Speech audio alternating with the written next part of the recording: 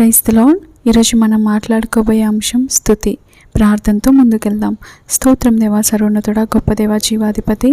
ఈ యొక్క అంశ భాగం ద్వారా మిమ్మల్ని మహింపరచుటకు, అధికముగా స్తుతించుటకు మమ్మల్ని పురిగొల్పమని ఈ వాక్య భాగం ద్వారా మీరే మా అందరితో మాట్లాడి వినగల చెవి, చూడగల కన్ను, గ్రహించే హృదయం మా అందరికి అనుగ్రహించి మీ ఆత్మకార్యం కొనసాగింపచేయమని ఈ నామములో ప్రార్థించి పొంది ఉన్నామా పరమ తండ్రి.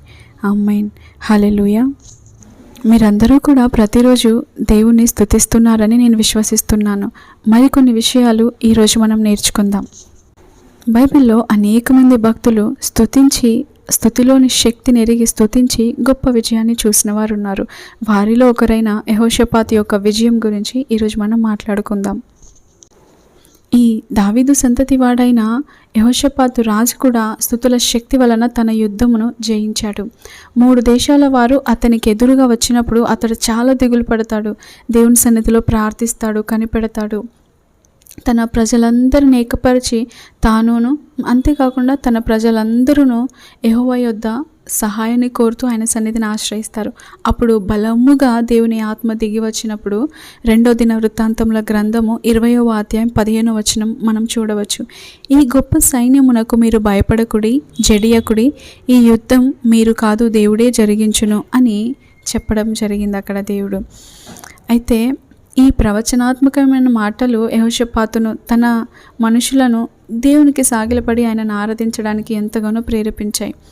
అవును, అతను తన ప్రజలను సంప్రదించి యుద్ధంలో సైన్యమునకు ముందుగా వెళ్ళి దేవుని పరిశుద్ధతలోని వైభవమును పాడుటకు గాయకులను నియమించడం జరుగుతుంది. అక్కడ అందులో గాయకులు సైనికులకు ముందు వెళ్తారు.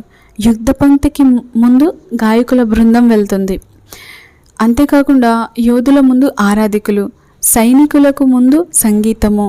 వారు పాడుటకు ఆరంభించినప్పుడు శత్రువులు ఒకరిపై ఒకరు లేచి ఒకరినొకరు చంపుకోవడం జరుగుతుంది. నిజముగా దేవుడు అక్కడ ఎంత గొప్ప కార్యం చేయుచున్నారు. వారిలో ఒక్కడు కూడా మిగలలేదంట, ఒక్కడు కూడా తప్పించుకోలేదు అని దినవృత్తాంతములు 2వ గ్రంథము 20వ అధ్యాయం 24వ వచనం సెలవిస్తుంది మనకి. ఆ యొక్క యుద్ధస్థలమునకు స్తుతి పాటలతో వెళ్ళిన వీరులు నాట్యముతోనూ విస్తారమైన దోపిడీతోనూ తిరిగి వచ్చారని వాక్యంలో ఉంది. స్తుతి నిజముగా జయమును మాత్రమే కాక విస్తారమైన సంపదను కూడా వారికి తెచ్చిపెట్టింది. ఈ జయమును గురించి వినిన రాజులు గొప్పగా చెల్లించిపోయారు. దేవుని భయము చుట్టూ ఉన్న దేశములపై కూడా వచ్చింది.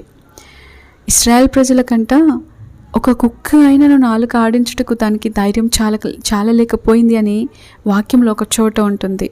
అంత గొప్పగా వారిని భయం ఆవరించింది. ఎందుకు అంటే వీరు స్తుతించగా ఆ కలిగిన విజయాన్ని బట్టి, వీరి దేవుడు చాలా గొప్పవాడు అని దాన్ని బట్టి వారు భయపడడం జరిగింది.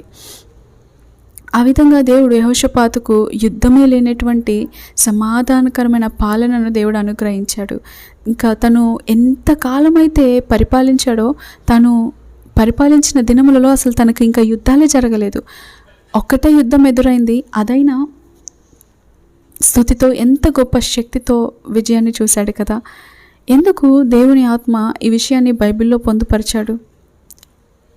ఒక ఉత్కంఠభరితమైన కథగా ఆనందించడానికి మాత్రమేనా? కానే కాదు. ఈ కథను మనం మన జీవిత అనుభవంగా మార్చుకోవాలని. ఎప్పుడైతే దేవుడు స్తుతి పాటలతో ఘనపరచబడతాడో ఆత్మీయ మండలంలో అద్భుతాలు జరుగుతాయి, రెలమ్స్ చేంజ్ అయిపోతాయి. దేవుని ఆత్మ శత్రువులను చెదరగొట్టి వారిని ఓడిస్తాడు. మనం పాడుతున్నప్పుడు, స్తుతిస్తున్నప్పుడు, ఆరాధిస్తున్నప్పుడు, మనం స్తుతించినప్పుడు మనకు బదులుగా యుద్ధభూమిలో దేవదూతలు పంపబడతారు. మన పాటలు, మన స్తుతికేకలు ఎరుకో గోడలను కూల్చినట్లుగా ఇక్కడ ఒకరినొకరు చంపుకోవడం మాత్రమే కాదు, శత్రువుల సమూహమును ఒక్క క్షణంలోనే నాశనం చేస్తాయి. మన జీవితంలో ఉన్న ఏ శత్రువైన గొలియాతు లాంటి పరిస్థితులైనా కూడా ఒక్క క్షణంలో కూల్చబడతాయి. ఎప్పుడంటే మనం హృదయపూర్వకంగా దేవుని స్తుతించి ఆరాధించినప్పుడు. కాబట్టి ఈ దినం నుండైనా స్తుతించడం ప్రారంభించండి. ఇంతవరకు ఎన్నో వర్తమానాల ద్వారా స్తుతిలోని శక్తిని మీరు విని ఉన్నారు. స్తుతిలోని శక్తి ఎరిగి కూడా మీరు స్తుతించకపోతే విజయం ఏ రీతిగా చూడగలుగుతారు? గొప్ప రాజైన యెహోషాపాతే అంతగా స్తుతిస్తే మనమెంతగా స్తుతించాలి? ఆయనకు ఎదురైన ఆ ఒక్క పోరాటంలో అంతగా స్తుతించి గొప్ప విజయాన్ని చూస్తే, ఆ విజయం గురించి వినిన మన పోరాటంలో మనం ఎంత విజయం చూడడానికి ఇంకెంతగా స్తుతించాలి కదా. మన స్థితి మారాలి అని, ఆశీర్వదించబడాలని, గొప్పగా ఉండాలి అని, ఉన్నతంగా ఉండాలి అని, తలెత్తుకొని జీవించాలి అని, అందరికంటే మనం పైవారముగా ఉండాలని ఆశపడతాము. కానీ అందరికంటే నేనే ఎక్కువగా స్తుతించాలని ఆశపడం, అందరికంటే నేనే నా దేవుని ఎక్కువగా సంతోషపెట్టాలని ఆశపడం. ఆ రీతిగా ఉంటే మన జీవితాలు ఎంతగా అనేకులకు ఆశీర్వాదకరంగా ఉండేవో కదా. మన స్తుతి ద్వారా దేవుడు మనకు విజయాలు ఇస్తూ ఉంటే ఆ సాక్ష్యాలను బట్టి ప్రజలందరూ దేవుని వైపు తిప్పబడేవారు కదా. ఎప్పుడో కొన్ని వేల సంవత్సరాల క్రితము జరిగిన యెహోషాపాతు స్తుతి యొక్క విజయం మనం ఈ రోజును కూడా ధ్యానించుకొని ఆ యొక్క సాక్ష్యాన్ని బట్టి, ఆ యొక్క దేవుడు చేసిన మేళ్లను బట్టి, దేవుడిచ్చిన విజయాన్ని బట్టి మనం ఎంతగా సంతోషిస్తూ ప్రేరేపించబడుతూ ప్రోత్సహించబడుతున్నాం. మరి మన చుట్టూ ఉన్న వారికి మన సాక్ష్యము కూడా పురిగొల్పబడాలి అంటే మనం కూడా స్తుతించి విజయం చూడాలి కదా. విజయం చూడాలి అంటే మనం స్తుతించాలి కదా. స్తుతించుటకు పురిగొల్పబడదాం. ఇప్పటి వరకు మీరు స్తుతిని ప్రారంభించారేమో, స్తుతించుటకు మరికొంత సమయాన్ని కేటాయించండి, మరికొద్ది సమయాన్ని అధికపరచండి. పౌలుశీలలు బంధకాల్లో ఉండి కూడా దేవుని స్తుతించారు. ఈ రోజున చిన్న సమస్య ఎదురవగానే నాకు స్తుతించాలని లేదు, నా మూడ్ బాగోలేదు, నా ఫీలింగ్స్ బాగోలేదు, నా ఎమోషన్స్ బాగోలేవు, నా మనసు బాగోలేదు అంటూ స్తుతిని నిర్లక్ష్య పెడుతూ ఉంటాం. అటువంటి టైంలోనే మనం ఇంకెక్కువగా స్తుతించాలి. సమస్యలు ఎదురైనప్పుడు స్తుతించాలన్న మనసు లేదు అని చెప్పడం కాదు, అది అపవాది తీసుకొచ్చే మాట. ఈ సమయంలోనే నేను అధికముగా స్తుతిస్తాను అని మనం ఎంపిక చేసుకోవాలి. స్తుతించడానికి మనం మంచి ఎంపిక చేసుకోవాలి. స్తుతించాలా వద్దా అన్నది మనపైన ఆధారపడి ఉంది.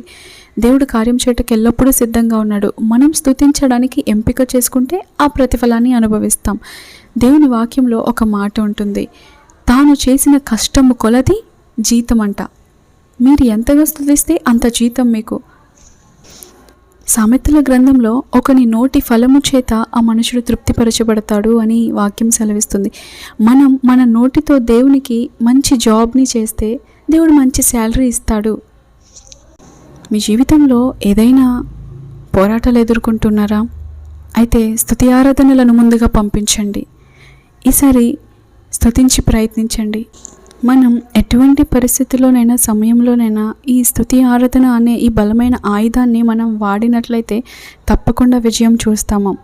మనం స్తుతుల యుద్ధంలో అడుగుపెట్టాలి, స్తుతులతో అడుగుపెట్టాలి. మనం కనబడని శత్రువుతో కనబడని యుద్ధము చేస్తున్నాం కాబట్టి కనబడని ఆయుధమైన ఈ స్తుతిని ఉపయోగిస్తే తప్పకుండా విజయం చూస్తాం. ఈ స్తుతి మన సమస్యల పునాదులను, వేర్లను సైతం కదిలిస్తుంది. వ్యాధులు, బంధకాలు మరియు భయము కూడా విరిగిపోతాయి. మూయబడిన తలుపులు కూడా పూర్తిగా తెరుచుకుంటాయి. మనం ఏదైతే పని చేస్తున్నామో దానిలో అభివృద్ధి కూడా మనం చూడగలుగుతాం. మనకు అడ్డుబండలుగా నిలిచినవన్నీ కూడా కుప్పకూలిపోతాయి. మన చుట్టూ ఉన్న వారి బంధకాలు కూడా విరిగిపోతాయి. చివరగా ఒక మాట, శక్తికి ముందు స్తుతులు వెళ్తాయి, అద్భుతాలకు ముందు ఆరాధన వెళ్తుంది. హల్లెలూయా. కాబట్టి స్తుతి ఆరాధన ఈ రెండు కూడా చాలా శక్తివంతమైనవి. ప్రార్థించుటకు మనల్ని ప్రేరేపించేది స్తుతి ఆరాధన. ప్రార్థనకు ముందు ఈ స్తుతి ఆరాధన చేసినట్లయితే ఆత్మ తానే మన పక్షాన ఉచ్చరింపు శక్యం కాని మూలుగులతో ప్రార్థించును. ఆ అనుభవం చాలా గొప్పగా ఉంటుంది. కాబట్టి మీ ప్రార్థనలకు ముందు దేవుణ్ణి కొద్ది సమయమైనా స్తుతించి ఆరాధించి అప్పుడు ప్రార్థించండి. తప్పక దేవుడు ప్రతిఫలం దయచేస్తాడు. ఈ కొద్ది మాటల ద్వారా దేవుడు మనల్ని బలపరచునుగాక. ఆమేన్.